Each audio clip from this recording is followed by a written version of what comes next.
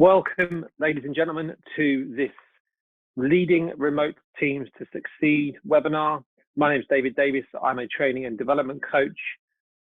I work for Lead Talent, and we work in partnership with MME, who are hosting this particular webinar. This webinar will be 45 minutes long, and any questions that you might have that come from this particular webinar, please feel free to reach out to the guys at MME, who will be more than happy to support you and answer any questions you might have as a result of the content that we go through. Like I said, it's 45 minutes, so it'll be a short webinar where we'll be focusing on practical things you can do in order to lead teams to succeed whilst we're working remotely. I think it's important to highlight that we are all feeling increased levels of stress, pressure, and anxiety during this unpredictable period we find ourselves in. That's completely normal. I think the challenge when working remotely is that we sometimes feel very isolated, so that we don't know how others are feeling because we're not as connected as we used to be. Human beings are creatures of habit, and for many, many years, we've formed the habit of getting up at the same time every day, going to work in the same office and seeing the same people. 8 weeks ago, that habit changed significantly when coronavirus had an impact globally on how we operate as businesses. That then required human beings to change their habits, and that is a big upheaval for a lot of people. So we need to make sure that we remain aware of that and understand that any anxiety, stress, pressure you might feel is natural, but I also recommend that you would reach out to those people around you that you know, like, and trust, and share how you're feeling to make sure that they can support you where necessary. I think it's important that you understand that it's okay not to be okay, and as long as you share this with others, they're in a stronger position to support you. The key focus of any webinars that we provide at Lead Talent and working with our partners is to make sure we have a clear plan of action, delivered simply and consistently. When leading teams of people, consistency is key, and we're going to look at some key elements we can use to help lead those teams more successfully. So today's takeaways from this session. We're going to look at how do we create a virtual environment based upon relationships and team values. We're going to look at how do we establish a clear team structure and a reporting framework during this time. How to coach individuals to remain focused whilst working remotely. Communicating effectively and embracing relevant technology that fits the organizational needs, and how to foster an environment of virtual teamwork, group effort, and support. I think before we enter into discussion around the key points and key actions, it's important that we recognize the significant change we are all going through during this period. I want to introduce you to the Kubler-Ross change curve. This change curve is commonly used when trying to support people through change, but also can be used and has been used to help people through grief and understand the process of grieving and moving through. People have had their lives turned upside down. Businesses have had their business plans turned upside down, and their markets significantly impacted upon. So this change curve can support us in identifying where we're at personally and professionally and as a business in order for us to take the right action. Whilst we go through this change curve and we discuss each of the different stages, consider where you are as a business leader or a person through this change curve, but also consider where your team members are through this change curve. If we can identify where we are and where our team members are, we are in a stronger position to lead them more effectively whilst working remotely.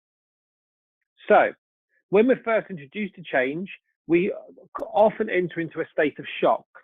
So if we consider the impact of COVID-19 when we were first introduced to the seriousness of the situation, we enter into that shock phase where a bit of disbelief sits in and thinking, actually, I can't believe this is happening. This is serious. After shock comes denial, and denial is a self-preservation activity. We dwell in denial because it means we don't have to take any action, and we're securing or anchoring ourselves in the past because that's our safe environment. It means we don't have to deal with the issue that's sitting in front of us. The color boxes that you'll see underneath the different stages of the change cycle relate to different leadership activities that you can implement in order for us to move through to the next stage. So when people are in the denial phase, your job as a leader, and this might be self-leadership, but also leading others, is to create alignment. Now, alignment means lining up, making sure that you and anyone else involved with your business or in your family or your social circle are on the same page and understand what's going on. If we can create alignment fairly quickly, we're in a stronger position to move forward because alignment creates better understanding. However, when we move from the denial phase, we then enter into frustration.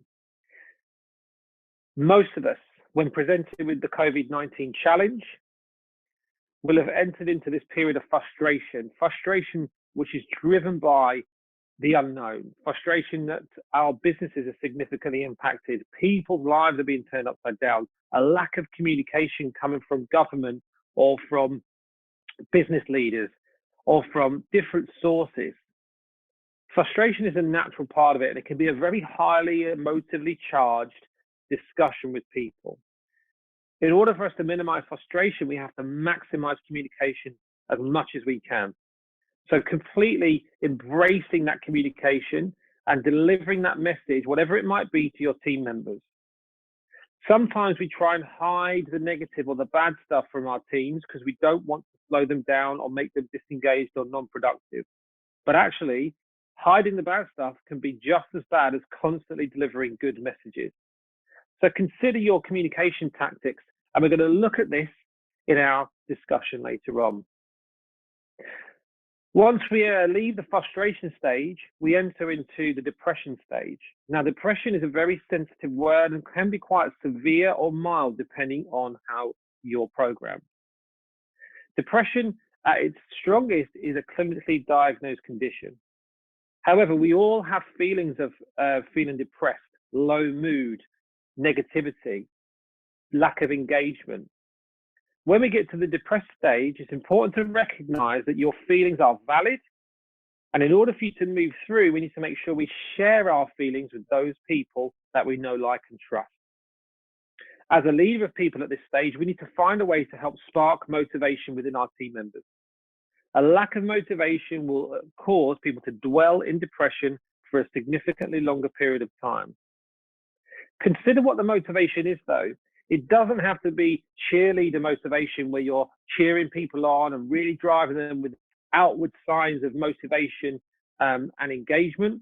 It can simply be an arm around the shoulder and a conversation about how they're coping and what action they're taking on a daily basis to move forward.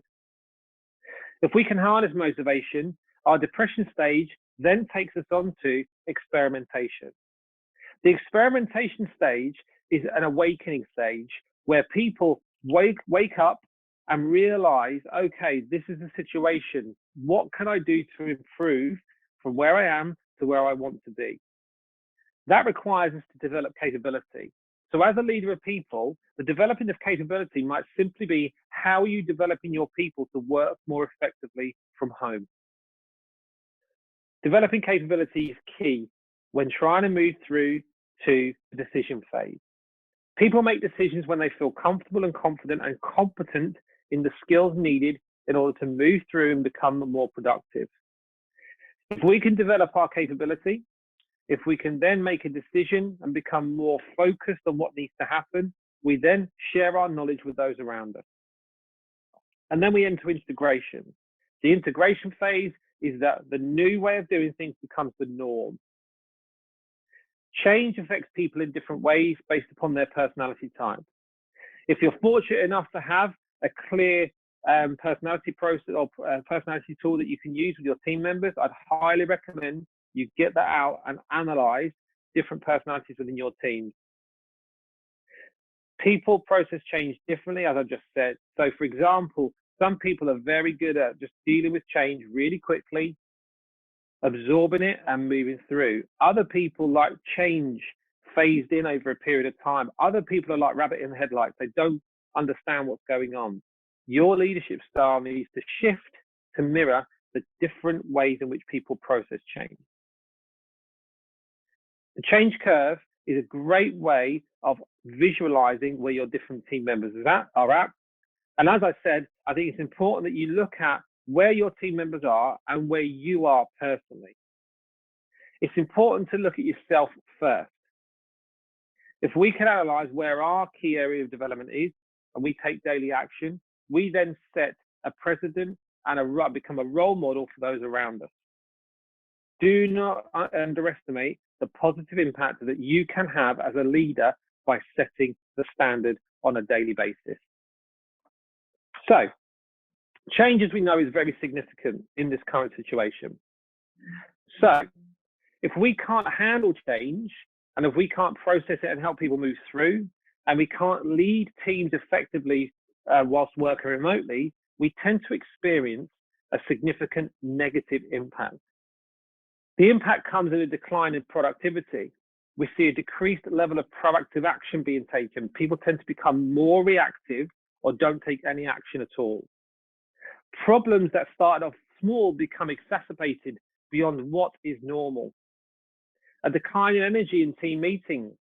So if any of you have held Zoom, Microsoft Teams, Facebook video conference calls with your team members and there seems to be a dip in energy, this could be because you're not leading them appropriately given the remote situation. A delay in reactive action being taken to respond to stakeholder requests. So if you have an internal client or an external client requesting something from a team member, but they are slow with the pickup, that could be because of your lack of leadership during this time. Poor time and task management. Whilst working remotely, a lot of us are working from home, and therefore we find ourselves in a position where we're working with our husbands, wives, partners, children around, and that then requires us to have an increased level of prioritization. But if your people aren't being led in the right way and they're not structured, that impacts on their ability to prioritize and manage their tasks. We see increased levels of stress and anxiety go up in our people. And you can pick up on this in their language, on their body language, on video calls, and the speed in which they pick up problems and deal with them. And we see a decrease in competence and confidence across the board. So people that were very skilled in certain areas are now showing signs of a dip in productivity. This is the impact we will experience as leaders, or may well even be experiencing now as leaders, if we're not leading our teams effectively and efficiently through this challenging period. So what can we do? What practically can we do to help lead our teams more effectively whilst they're working away from the physical office? So we're going to look at these practical solutions. These are zero to low cost solutions and things that you can implement today. So we're going to make it really simple. Some of these things you may already be doing, which is fantastic. Other things you might pick up on that you might want to implement. So firstly, we're going to look at defining your values. Then we're going to look at being clear on expectation. Focus on output, not input. Create a request culture. Hold your people accountable. Encourage the learning zone. Define team goals and set a clear communication plan. These simple practical solutions are fit for purpose for now, for the current environment and the current situation we find ourselves in. So let's start with defining your values. Many millions of dollars and pounds across the world have been spent on defining core values of businesses. If you were to jump onto any website today, you would clearly see, or it would be easy to find, the mission and the values of the business. So how do these mission and values translate into your team? Do your team have a clearly defined set of core values that you all operate from to keep your team members together and productive, particularly in times of challenge? One of my favorite phrases or quotes is that teams are like tea bags. You only ever see their true colors in hot water. So now we're in hot water. What are you seeing with your people? What are you seeing with your teams? Now is a fantastic time for you to define some core team values, and it's very, very simple to do. When you define your core values, it allows you to manage your team better and lead them more effectively, because everybody knows what's expected when it comes to how they should act and behave during the good times and the challenging times. So let's look at what we can do in the process. The first thing I would recommend you do is you agree your team's top 8 core values. What are the 8 defining values of your team? Now, some of those values might well come from the company values. You might draw down from them, but you make it more specific to your team. Take time to describe what these core values mean and the impact of them within the team. So it's all well and good having a value of integrity, but if there's no description and an expectation around what you would see as a result of that, then it's pointless. They're just words on a page. So take time as a team to define those core values and how you expect that to be manifested within your team. Assess as a team how well you're delivering on them currently. So once you've defined your top 8 and you've put description and expectation around them, how do you measure up against them already? Now, be warned, some of those values you might score low. That's okay. If you're putting actions in place to move forward, that's good. Daily decisive action, taking steps towards those values, helps people become more engaged and more productive. Don't flatter yourself though. Don't score too high where the score shouldn't be as high as you think it is. Be critical but then make sure you've got a plan on how you're going to move forward. So putting actions into place to improve the delivery of the values. And you can weave this into your accountability piece when you're discussing with people around how are you bringing this to life. And if someone's not doing it, you can hold them to account because that's what you agreed upon when defining the core values. One action you could take is assign an action to each team member. So with each value, you'll have actions that you'll need to take in order to bring that value to life. You may well assign a value or a number of values or actions to each team member so that you can create ownership. So it's not just you as the leader that's driving the values and driving those actions. Assign actions to different people so they can take ownership of it. The next slide here is a list of potential values, team values that you could use. This webinar is going to be made available to you after today, so you can reference this slide and look back through the webinar to get some more clarity. But here are some values you might choose to use with your team. Think about what it means to you. Think about what ones align to the business goals and the business values, but think about specifically your team and what the relevance of that value is to you and your team members. Operating with a clear core value set gives you clarity to what you're working towards, but also creates a clear sense of belonging and people being part of something, not just being part of a business that they work for. Hugely important. The next thing I would recommend you do is make sure that you're clear on the expectations and removing any ambiguity that might exist around what you're expecting your team to do. During times of uncertainty and significant change, our expectations may well have to shift to reflect the real situation. If we consider the current remote working setup for many people, they have gone from working on a desk in an office where they can solely focus on their job function. Many people have now moved to working from home, and therefore they may well be in a very different situation, i.e. they're working with friends or partners or husbands, wives, children around. Is asking them to do the same level of output realistic? So consider expectation setting to reflect the current reality of the situation. Leaders need to make sure they are reviewing the real situation and creating a strategy and then changing the output expectations in line with the new plan. So, what questions do we need to ask when we're setting clear expectations? Number one, how realistic are you being with your expectations? Are they elevated? Are they too high? Or actually, are they too low? If you think you can get more out of your people based upon what you know now, I'd raise your expectations. Think about that. Number two, what do you need to consider? Does a team member's situation dictate that they may not be able to reach your expectations? As we've just discussed, they may well have partners, housemates, children around that might impact on their work. Are the expectations you're setting SMART? So the SMART acronym is a very well-known acronym that's well used, but it stands for specific, measurable, achievable, realistic, and time-bound. Saying to somebody, go and achieve X, but without putting structure around it, can sometimes be quite limiting for that individual. So make sure you SMART check all the expectations you set. Consider what the skills and motivation gaps are for the people in your team.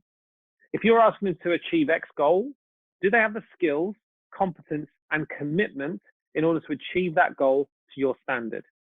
If they don't, you may well have to give them some coaching and skills enhancement, or you might buddy them up with another member of the team in order for those two people to work together to increase productivity. And when you're setting your expectations, how are you going to get people on board? What do you have to do in terms of your communication and your engagement strategy to give people that drive and that enthusiasm and that motivation to want to do it for themselves? If you've not done this, it's okay. If the horse has already bolted, you can still go back to where you started from, review your expectations, and think about how you're going to roll it out again. If you think time has passed and you can't go back and review it, you can. Think about what you need to do. The next step we need to take after setting clear expectations is making sure we focus on output, not input. Okay? A big challenge for leaders is they are commonly working in the office with the teams, and we can see how productive the team is being. But when we're working remotely, we can't assess what people are doing. We can't assess their body language. We can't assess the use of language. We can't assess their mood. So we have to rely on focusing on the output they are producing and not constantly looking at their input. So think about how we're going to shape this and how we're going to use output to dictate how we're going to lead and motivate the team. One question you'll need to ask yourself around this particular element is, were your expectations clear? If people aren't achieving what you asked them to achieve, were you clear enough, as described in the previous point? Did you set it out clearly enough? And for those people that had a low level of competence, i.e. they didn't have the skill, did you take steps to enhance that skill so they could reach your expectations? What are your core values? Is what you're asking of people aligned to your core values? If they're not clear or not being delivered upon, think about the impact this has on those people that are working for you remotely at the moment. Your core values are an agreed way of working between you and the rest of the team members. And because the output's not being produced, it could be a misaligned core value, or the values might be clear, but the person's not delivering on it, and that's a different conversation for you as a leader. Trust that your team members are going to execute unless you know otherwise. Allow the output to dictate what you do next. We need to trust that with clarity of expectation, a development skill, and a defined core value set, people will execute. If they don't, you need to ask yourself the question, is their motivation clear? How are their engagement levels? Do I trust that they are going to do what they're supposed to be doing when they're supposed to do it? If I know they've got the skill to do the job, and my expectations have been clear, and the values are clearly defined, it could clearly be a will issue. They don't want to, or they don't have the will to do it. Then we have to identify what that will issue is. Trust is built up over a period of time. And someone said to me one day, trust comes on foot and leaves on a horse. So it's very difficult to build it up, but it diminishes really quickly if as leaders we don't take the correct action or we abuse that trust. Assess and measure. You can't manage what you don't measure. Make sure that you have clear measures of success in line with the output. So although you're not going to manage on input, it's important that you have clear markers that are indicators of output achievement. This measurement allows us to make better decisions on tangible productivity rather than guesswork.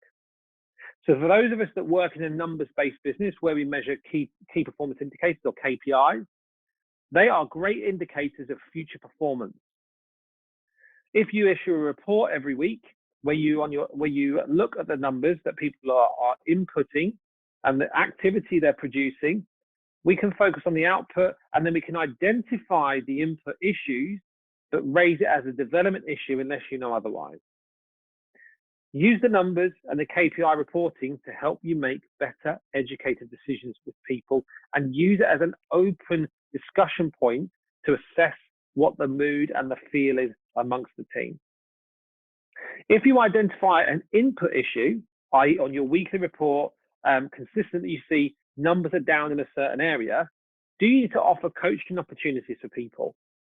Do you need to look at, okay, well, the numbers are down in X, Y, and Z area, and this is a consistent trend, there's an issue here, what are we going to do to solve the problem? If we're looking to build trust with our members of our team and focus on output, not input, we need to go to them proactively and say, look, I've identified this issue. Here's what I'm going to do to help. This is the coaching opportunity we're going to provide with you. We're going to enhance your skill in order to fix the issue.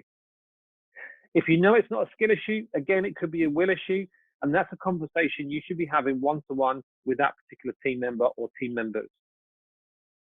Whilst offering coaching opportunities, you need to consider your leadership style. We know that different people need to be led in different ways dependent on their competence and their commitment. If you identify that someone's lacking competence, i.e. their skill level's low, not because they're bad at their job, simply because they might not have had the experience before, your style needs to shift. If you've got somebody who's a self-reliant achiever and has high competence and high commitment and high skill, high will, you may well delegate more to that person. Utilize the team around you if it's big enough. If you can buddy somebody up with another member of the team to help develop that person who's lacking skill, but the other person has a high skill level, as long as they're the right coach, buddy them up so it's not always your burden as the leader to coach people. Use the resources around you to help develop other people. We need to make sure that we don't assume that because of someone's tenure or someone's experience in your business, that they are automatically qualified to be delegated to. You need to make an assessment on each individual person and make sure you're taking the appropriate leadership style, and also you're not overburdening people with things they need to do whilst working remotely. How you come across as a leader during this current period has a significant impact on the output your team will produce. Number 4, create a request culture. Be all ears. Too often, leaders during times of crisis, and even in normal times, take it upon themselves to be the font of all knowledge and have to be the person that proactively provides the answers to all the questions that the team members have. Most leaders know that this is a time and resource drain on them. If they can't take action appropriately, then they're going to constantly pull from pillar to post with different requests from different people. Creation of a request culture in your business allows the leader to proactively manage the requests that people bring into them, but also creates a focus on solving the problem first before they come to you and request your support. So let's look at some practical steps you can take. Time manage each request. Put a timestamp or a time limit on the request that someone's asking of you. If they can't define their issue within 5 minutes, they clearly don't know what the issue is. Ask them to go away and reconsider what the issue actually is, and then come back to you. If it's a skill issue, i.e. they've not been presented with this issue previously, then you might need to give them some more of your time. But a lot of the time, leaders take on issues that the person knows how to solve themselves. Consider this as timestamp or time manage each request. Promote a problem-solving culture. In Dale Carnegie's How to Stop Worrying and Start Living, he promotes a very, very simple problem-solving technique. And it's very, very easy to implement and encourage your teams to do. The first step is, what is the actual problem? Similar to what we discussed in time manage each request, Get definition on what the issue actually is. Number two, what are all the solutions that could potentially solve the problem? Get them green light thinking, get them thinking about what potentially could solve the issue. Number three, what solution would they choose? If they have the authority to act, what solution will they choose? Number four, come to you, or which one are you going to choose and when are you going to do it? Number five, what further resources or support do you need in order for you to take action? Now, when it comes to promote problem solving, it's important that we assess people's capability in order for them to make a decision. So if someone has a high risk decision they need to make, but they're not capable because they've not had the experience before, you must make sure that part of your process is they come to you after steps 1, 2, and 3. So step 1, identify the issue. Step 2, what are all the potential solutions? Step 3, which one would you choose? Then come to you as the leader to help sense check whether or not it's the right solution to the problem. Understand the value of your time. We all understand the old cliche, time is precious. It's a resource we never get back. It is non-renewable, but we understand the sentiment behind time is precious, but do we actually believe it? Make sure you are starting to treat your time as that non-renewable resource so that you are selective with where you spend it. Now, it doesn't mean you ring fence your time wholeheartedly and you never deal with any issues, but it does mean that you have section time to deal with your own stuff, because most leaders are still active in their businesses and have a role to play. And then you may well apportion time during the day to deal with key challenges unless there's a crisis that comes up. Be a balanced giver. There are two types of people in business, givers and takers. Takers are those people that just take in order for them to increase their productivity and rise through the ranks. They don't last very long because the moment they reach a peak, they drop off. Givers are also underperformers in a lot of businesses because they are free giving with all their time, their energy, their resource, and they're happy to give to people. The best performers in most businesses are those givers that are balanced with their time because they understand the value, but they also understand the value of investing their time with other people. Consider how many requests you respond to. Consider how many times you're being asked questions or being pulled away from your task by people that are trying to take your time away from you. But be balanced with it. Consider what value there is in adding to other people. We don't want you to go from a giver to a taker, because that's a big shift in your behavior. But think about how you're implementing balance with your time so that you are able to be more productive as a leader and lead effectively. Build trust by holding people to account. I've worked with many high performers in my career, and one thing that is true of all of them is that they do like to be held to account. When we're working remotely, this becomes even more important for tasks and output being achieved. Accountability needs to be included in one of your core values or as part of a core value. It might be an integrity value. Integrity comes from the word integritatem, which means wholeness, follow through. So if you're going to say you're going to do something, you need to follow through and act with that sense of wholeness. A lack of accountability normally stems from a confidence issue or a consistency issue. I said right at the start of this webinar that consistency is the magic word in leadership. If you are inconsistent with what you do, expect inconsistent results or behavior from other people. If you are inconsistent with your accountability, expect inconsistent people being held to account. When we're experiencing change ourselves, we need to work differently. We may have confidence challenges ourselves. We might feel sensitive to what's going on. If we own the business and we're the MD or owner of the business, we feel sensitive to the impact of COVID-19 on our business and how we're going to weather the storm. That's okay. So what you need to do in those times is make sure you are holding yourself to account, but also the people around you. So consider how we build accountability and build commitment and competence around that accountability piece. Number one, make it part of your team values. As we referenced before, it could be an integrity value for you. Make it part of regular review. Every time you have a team meeting, Make sure there's accountability being driven through and there are actions associated with that accountability and there's clarity around what the accountability looks like. Make it clear. As we said, make it clear, make sure there's clarity for people. Any ambiguity in action or expectation or output will cause issue, even with your best performers. Those people that you can trust and rely upon to do the job, ambiguity kills productivity.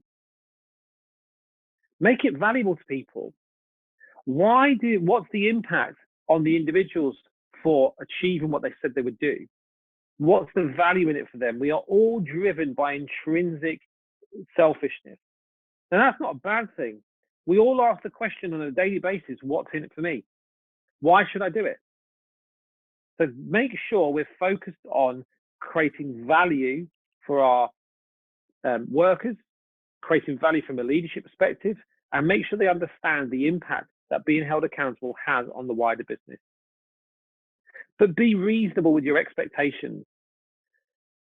Like we talked about before when setting expectations, does the individual circumstance or situation they find themselves in when we're working remotely, is it reasonable?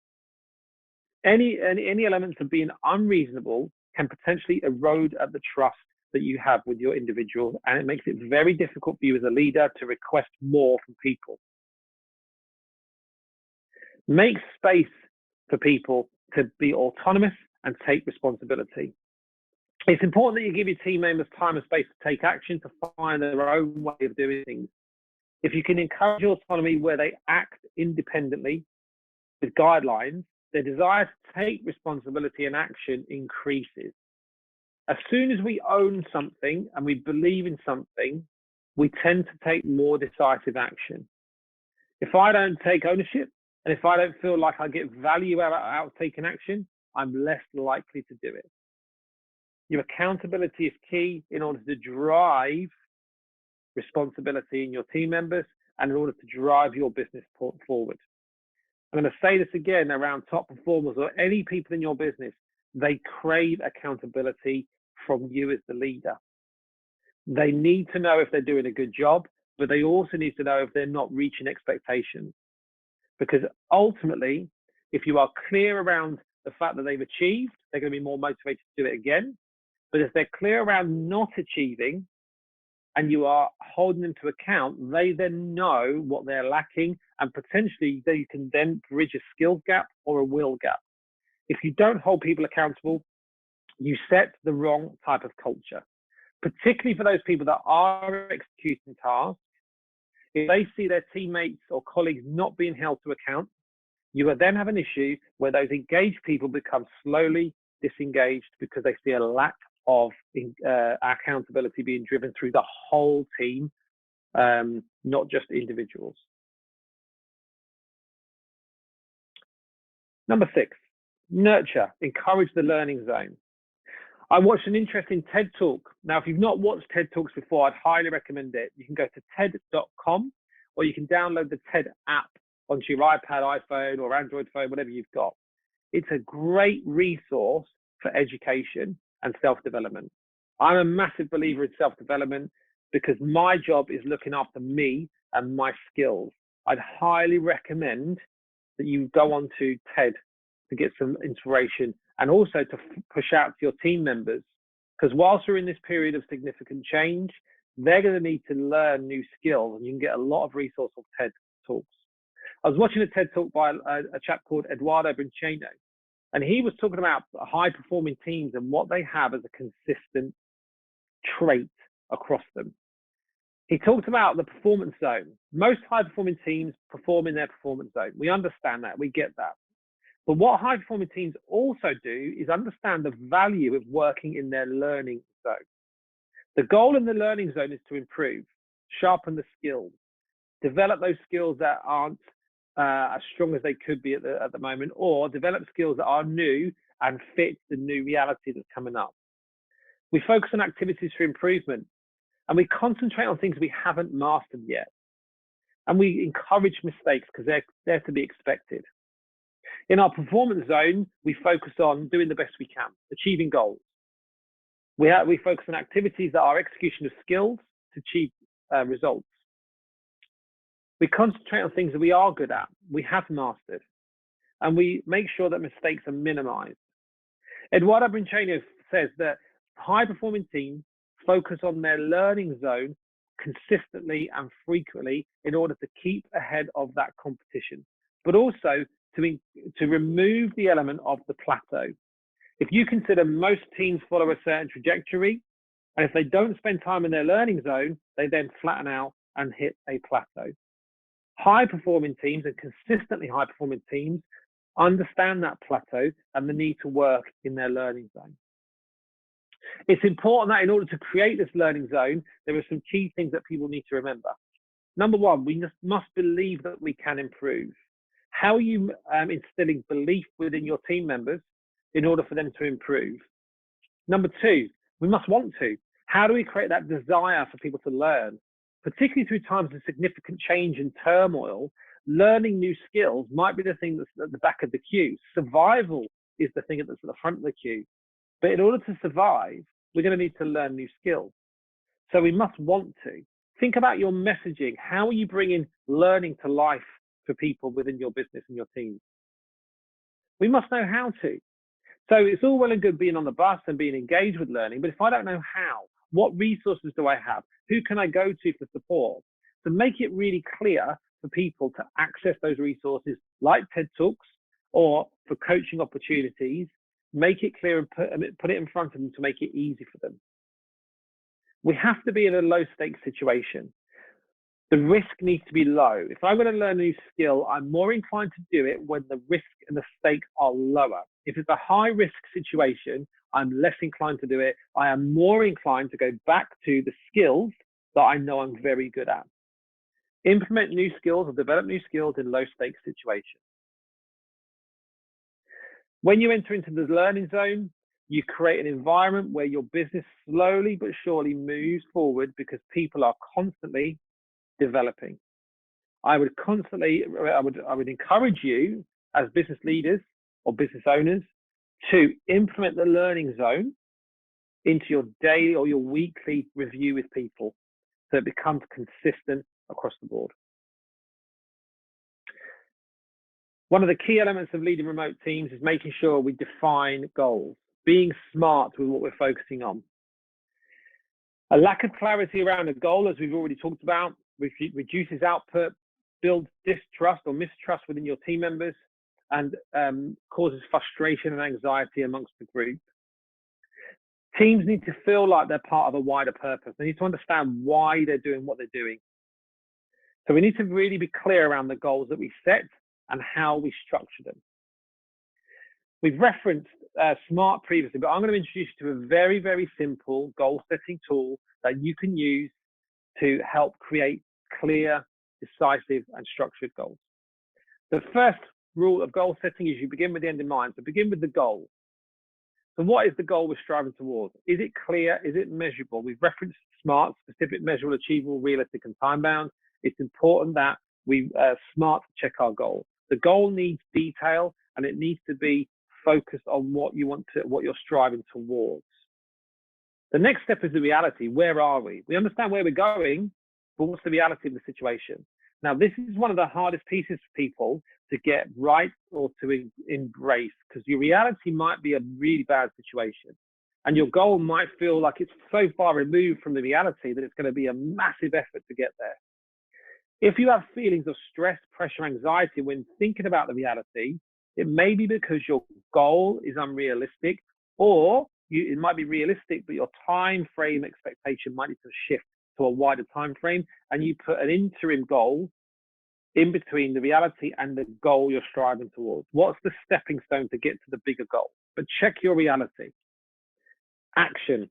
What actions are you willing to take in order to move from your reality to your goal? It's all well and good writing down a list of actions, but if you're not willing to do anything with them, you're not going to go anywhere.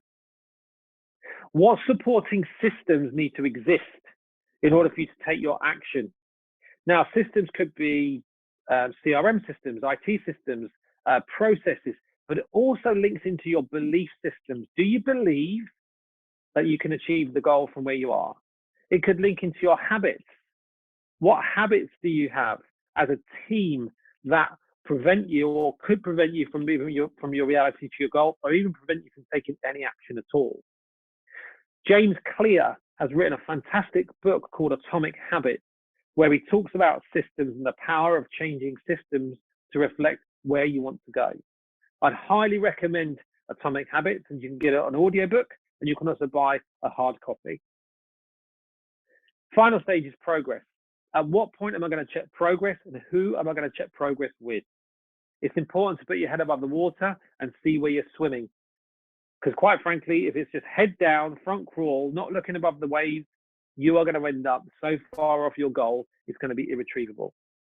Constantly citing, where are we going? Are we in the right direction? What corrective action do we need to take to get back on path? As we stated, you also need to make sure your goal is smart checked. Really simple, effective steps you can take in order to create really smart goals. Goals are like your anchor in the storm. Why are we doing what we're doing? What's holding us true to our core value set? What's holding us true to our expectations, our goal? That's what you need to make sure you're clear on. Because in times of massive upheaval and change, your goal will need to change to reflect the reality of the situation.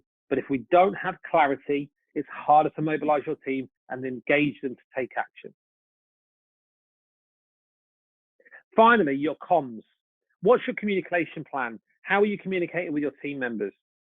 The right communication minimizes frustration. We saw it in the change curve. When people are frustrated, we need to maximize communication.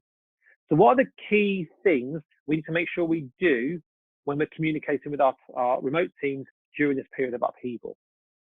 We need to make sure we've got a clearly defined plan. And that plan and structure is simply, right, how frequently do I have touch points with each team member and the team as a whole? I need to make sure there's an agenda associated with each interaction on a team basis. And I'm going to introduce you to a level 10 meeting structure. This level 10 meeting structure is something we use at Lead Talent, but also the guys at MME use this in their team meetings to provide structure to make sure the business is moving forward. The level 10 meeting structure comes from a book called Traction by Gino Wickman. Highly recommend Traction. Again, you can get it on audiobook and on paperback. Decide on your method of delivery. Different people respond to things in different ways. Consider the power of the written word. If you're trying to convey a message that can potentially be emotionally charged for people, you need to make sure you pick up the phone or get onto video call. Do not send anything emotionally charged in an email or WhatsApp text. However, there are certain things you might do via email, short, sharp bulletins, updates, or quick requests that don't require a massive amount of explanation. Be clear on your communication. Ambiguity is the killer of effective communication. And I can't dictate how somebody else is going to feel when they read my message or hear my tone. Now, if you think about the impact of communication on people, certainly in times of significant change and upheaval, people are going to feel very sensitive to the smallest thing. Albert Moravian theorized that when we're trying to convey feelings and emotions, 55% of our message comes through our body language. 7% comes from our words that we use. Now, when we use the phone, our body language shifts. It changes, that minimizes that 55%. When we use email, our body language is completely taken out of the processing of the message. Consider your mediums effectively and be clear with your messaging. Consider your recipients. What do you know about your team members? How do they normally receive news? Take time to consider each person within your team and how they're going to react to certain things. What steps do you need to take in order to make sure that they are receiving the message as is intended? And make sure you communicate, process, and constantly evaluate to improve. Too frequently in times of struggle and challenge, we only focus on the good news because I want to keep the happy feelings going. Like I said earlier, this can be as bad as not giving people the good news and can be as bad as just giving them bad news. Constantly sugarcoating everything doesn't give people the news they need. Share the good and the bad, but make sure there's a process associated with how you communicate the bad and what you're going to do with it. Simply saying that's not good enough isn't effective. Saying that's not good enough, but this is the plan I think we can implement in order to improve is far better. So let's look at a level 10 meeting structure as we've described earlier or referenced earlier. Your level 10s should be used in a team meeting once a week. Your level 10 focuses on a number of key areas. So segue, and that is segue, not segue, segue, is a catch up. So insight into what you did at the weekend, for example, but also what was good about last week, business-wise, and what was good about last week personally. Your scorecard, numbers. So we've referenced talking about inputs where necessary to implement or to affect the output. The scorecard is a reference to the KPIs or the input numbers that you require people to do, or people are required to do for themselves in order to produce the output. Your rocks or your rock review. Your rocks are your 90-day objectives.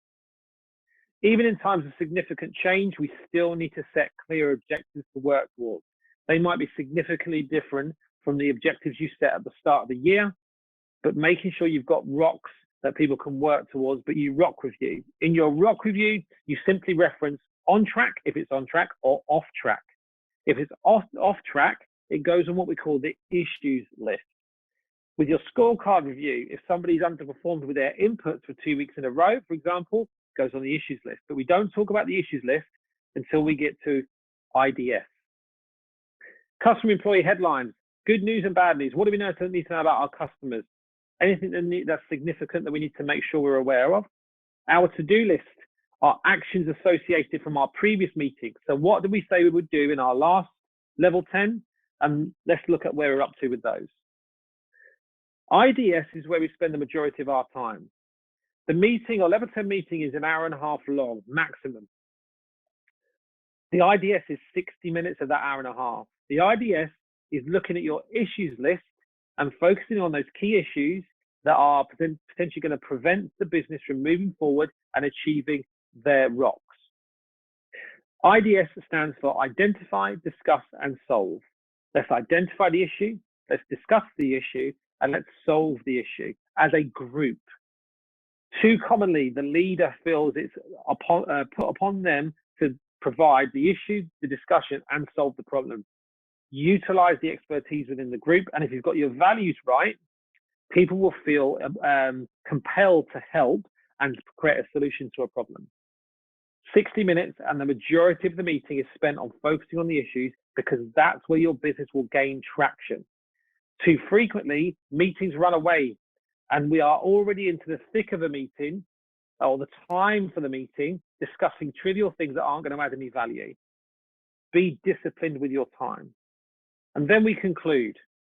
We conclude the meeting, we wrap it up, and then we score it out of 10. Anything less than an 8 needs to be discussed and potentially put down as an issue. And we say level 10 because it's a 10 out of 10. If we hit a 10 out of 10, it means we've done the meeting properly.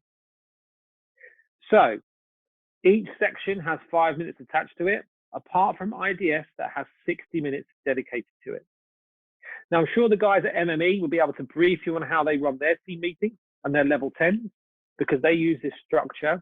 And I'm sure they'll be more than happy to help or support you in running an effective level 10 meeting. So let's review. What have we covered? Number 1, define your values. Be clear on what your team core values are. Number 2, be clear on the expectations you're setting. Number 3, focus on output, not input. Number 4, create a request culture. Number 5, hold people accountable. Number 6, encourage the learning zone. Number 7, define team goals. And number 8, create a clear communication plan. As I stated at the start of this webinar, these are 8 things you can start implementing today, and they are 0 to low cost actions you can take to help your business move forward and in order for you to lead remote teams more effectively. Now, these are very simple. You might be doing all of these or some of these already. Brilliant. Keep going.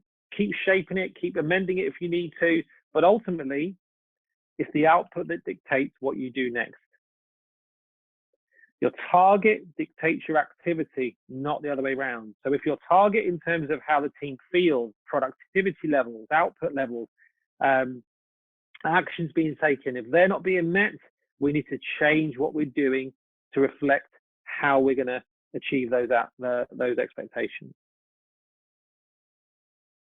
Here are some further resources. I referenced that I'm a massive believer in self-development, and here are some books, some podcasts, and some TED Talks that you can easily reference that will really help you develop yourself, but also your team members. I'd highly recommend that you push these out to your team members and encourage them to self-develop. Now, you might need to give them some context, because if this hasn't been something you've done previously and proactively, they might think it's a bit weird. All of a sudden, you're sending all these resources over to them, and they might think, what's going on here? It's a bit strange. So make sure you put some context around it in order for them to understand why you're doing it. I'd highly recommend Traction by Gino Wickman. And I'd also highly recommend the High Performance Podcast for those of you that are into podcasts. And the two TED Talks that I've referenced during this session have been How to Get Better at the Things You Care About by Eduardo Branchino, and Are You a Giver or a Taker by Adam Grant. TED Talks is free. There's no reason why you shouldn't access it. And it has a wealth of different talks on there, not just business related to everything that we experience in our world.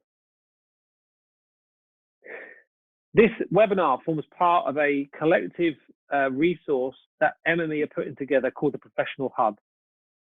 This is going to be a network for information and resource, and including this webinar, there'll be a resource around interviews with different business leaders from HR and business, focusing on the future and what the potential challenges will exist in the new reality and what it's going to look like post-COVID-19, because we will experience significant change going forward.